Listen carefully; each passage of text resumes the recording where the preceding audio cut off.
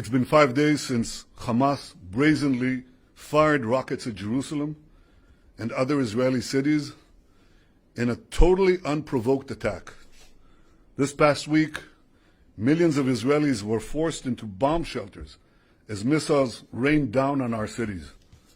Several Israelis have been killed, many more have been wounded. You know, and I know, no country would tolerate this. Israel will not tolerate this.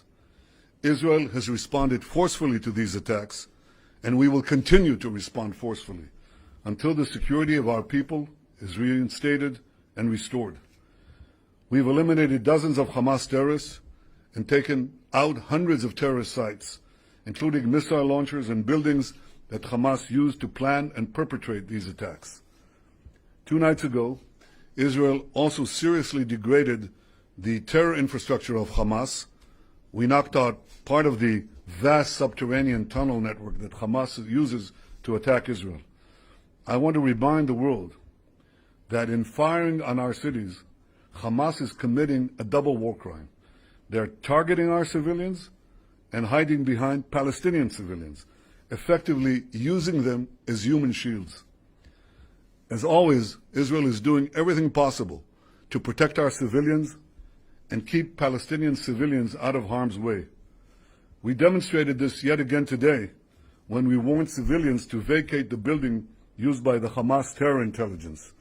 They vacated the premises before the target was destroyed, and that's why you don't hear of casualties from these collapsing terror towers, because we take special care to avoid these civilian casualties, exactly the opposite of Hamas.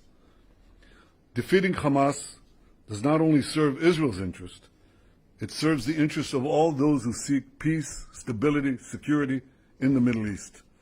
I want to thank Israel's many friends in the international community who have strongly backed Israel's action in defending ourselves.